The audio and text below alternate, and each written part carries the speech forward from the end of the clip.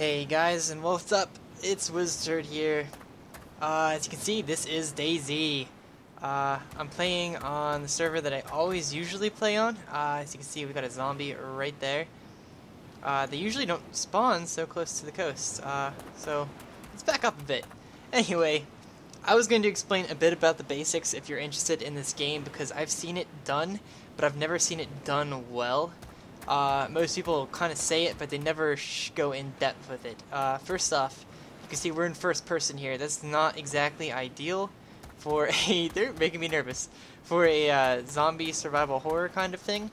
This is open world, first off. The map is enormous. I can say it literally takes probably about a good 30 minutes, maybe even an hour to get to the very top. I've never even managed to make it that far up to the top. I have gone north before. Basically, when you start out, you're on the southern coast, so we're by the beach. This is kind of like the new player respawn area. It's not too bad. Not too many people come down here. There are two major cities on the south coast, though. They are the two biggest cities in the game, and they are crawling with player killers. There's also very nice loot there as well, though. A lot of high kind of level snipers go there to pick off the noobs, though. It's frustrating, but it's part of the game, you know. Up north, way up north, is where the heavy-duty military people are. It's people who've been playing the game for a long time. Maybe not even a long time, they just know exactly where to go. They have high-level weapons, they have high-level equipment, and it's where the major PvP happens.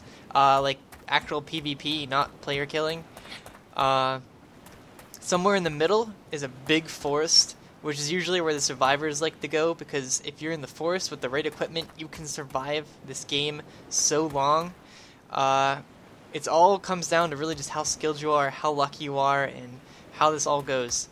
But first off, like I was saying, first person is the best. By default, if you hit the enter key on your number pad, you will go to third person. If you double click the minus sign on your number pad, you'll zoom out a bit. There's two ways to get a better look around your surroundings here. You can do this, but technically you're moving like that and you can get spotted. If you use your number keys, I think it's 1 through 7, you can peek around. And it's also 9, 6, and 3. A better way to do this, though, is to hold left alt, and you can move your mouse around. It's just a really effective way to do that. A few positions that you can assume in the game. This is regular standing. If you hit X, you will crouch, and if you hit Z, you will go prone. You can also get back up, and then to stand fully to your full height, hit C once more, and there you are. By default, you run. If you hold left shift, you will move slower. I definitely recommend that. You can do that, and you can go like that, and then slip right into it. It's really nice when you're doing this, because you can just fly right into a crouch. It's very effective. If you are on the run, you can even just hit Z, and you'll flip right into a prone, which is nice. We're going to stand back up, though. If you double tap W while running, you will start to sprint, and you can notice you go a little bit faster. I don't recommend doing this, though, as you get tired out, and if you are running from Zeds, which is what a lot of people call the zombies, if you have a gun on hand and you try to aim, it will be very shaky. This is kind of the most realistic survival horror zombie kind of apocalypse game you can get. So you do run out of breath, you can break bones, you can go into shock and all of that. If you do happen to break a bone, it is a little thing will pop up on the right hand side. It looks exactly like a bone that's breaking. To heal that, you will need morphine, and you can get that in a hospital and various rare spawns throughout the world. Over on the right, you can also see when I start to run, there's an ear and an eye. The little wave levels go up depending on how well zombies can see you and hear you. If you crouch, those go down, and if you go prone, you're nearly impossible to see. You have to understand, though, that this game is in the alpha stage, so things do change often. Like, if you see in the debug monitor, you can see zombies killed, headshots, murders, bandits killed, blood, total number of zombies in the map, the temperature, my username, and the visual. The visual is brand new. I haven't seen it until yesterday. It's basically your visibility. 129, that's really high. I've gotten it as low as 3 and 1 before. depending on the situation. See, if you're prone, it slips down to 13. If I pop up to crouch, I'll be a little more visible. If I'm walking, I'll be even more visible, but if you slow down a little bit, it should bump down again. So that's newly implemented, and like I said, this game is in alpha. If you don't know what that means, if you've ever played a beta, you know that it's technically not the full game, but it's almost finished. Chances are when you get the final copy, it'll be a little bit different. Alpha is about a step down from that. Patches for this game come out almost daily, it seems. Things changed or taken out, re-implemented, fixed, and moved around. So if you are playing this game, do note that it is very shaky. That's supposed to be that way. Basically, anyone playing this mod is an alpha tester. So the more people that play this, that's awesome. You have to buy a game called Arma 2 Combined Operations. What that is it's the full game of Arma 2 and the expansion Arma Operation Arrowhead, and that will in turn let you download the mod off of the DayZ website. If you just type in DayZ on Google, it's a nice way to find that. I will have the links in the description. I recommend using 6 Launcher, but if you're an experienced modder, you can by all means go in and mod it in manually. I like the 6 Launcher though because it's an automatic update and you don't really have to deal with it much. It's just more stuff to put on your computer. If you pay attention to the bottom right hand screen, I will explain some more of the symbols. Up top of those 4 little icons in the very bottom right, you'll see at the very top it almost looks like a thermostat. That is your temperature. Right now I'm 40 degrees Celsius. I haven't had to deal too much with that. Let me jump in the water and see if that even changes. I have heard that when it's raining and stuff, your temperature will go down. There are heat packs and stuff that you can find throughout the world, and they will warm you up. Yeah, no change. I've seen people worry about it, but I have never had to deal with it myself. The next one down is your hydration. That will eventually go down. You will have to keep yourself hydrated by drinking Coke, cans of soda, water. You can get refillable canteens and stuff like that. Those are awesome because no matter what, you can always just go to a water source, refill it, and you're stacked with water. That is one survival item you will need to survive in the wilderness. Below the hydration is your blood meter. By default, you have 12,000 blood count. As you get hit, that will decrease. At times, you will bleed, and you will need to bandage yourself to stop bleeding, or else you will have continuous blood loss. To get blood back, you will need a blood pack, which will fully restore your blood, so I recommend saving those if you have them. Or you can also eat steaks, which you get from hunting, which is another key game aspect of how to survive in the wilderness. To hunt, you need a knife, you need an axe, and matches, and stuff like that. I haven't gotten that far. I've gotten everything I needed except for a knife, and unfortunately I spawned in debug plains, which is a little glitch as far as spawning goes, and it's pretty much instant death, which sucks. Below your blood meter is your hunger meter. That also goes down. You can hunt to get food, you can pick up, you can salvage for food. I do recommend hunting, as eventually that is the highest level of survival, basically, is self-sustaining yourself in the wild. Let's go into inventory real quick and see how that goes. As you can see, you start the game with a bandage, painkillers, a flashlight, and your pack. Now, I'm going to explain something really quickly about the pack, because it confuses the crap out of me. This is your normal inventory. You have 2 optical slots, your main weapon, a side weapon, your pack. Here is where you will store ammo, grenades, painkillers, cans of food, cans of soda, your refillable canteen, and such things as that. Down here is where you're going to store bandages and your secondary pistol ammo. And one more down is just kind of like a little tool belt you get. You can store hatchets, hunting knives, and such like that, your flashlight. As you see, it's not much. However, if you click on your pack, and then down here you'll see open bag. If you hit that, you will see that there are 8 out of 8 slots in your default bag that you can store things in. If I were to go down here and double click that, you'll see now that there are 7 out of 8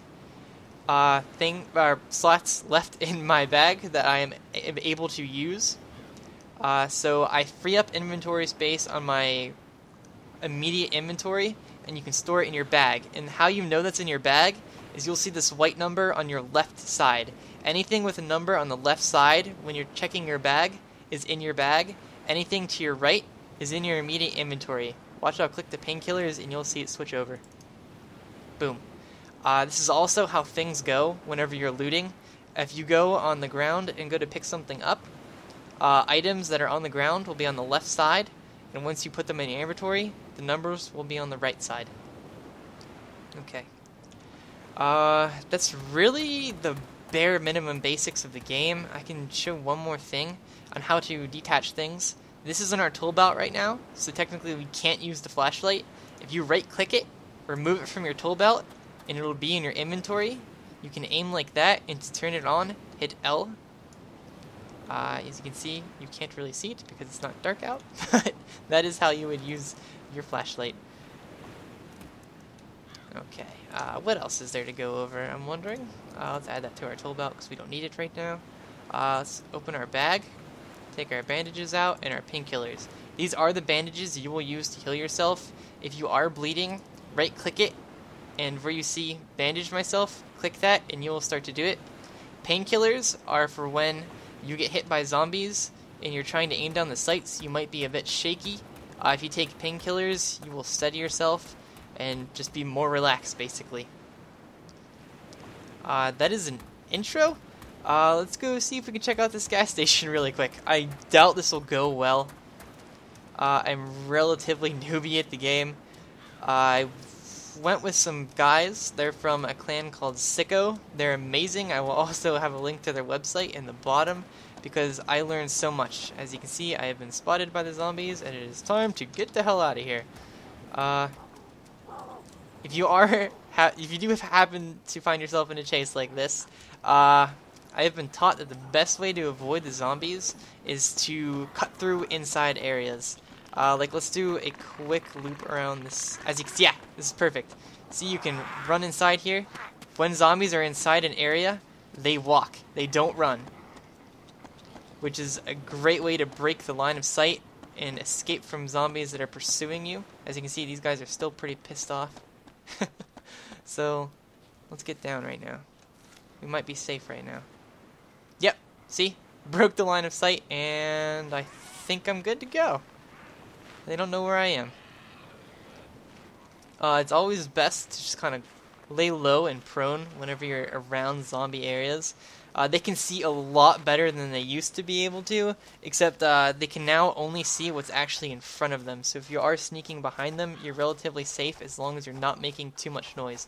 I did notice when we ran through that gas station building, there were some things on the ground that we might be able to take advantage of. So let's go head over there. That's something you saw too. If you use Q and E while you're in prone, by default you can roll.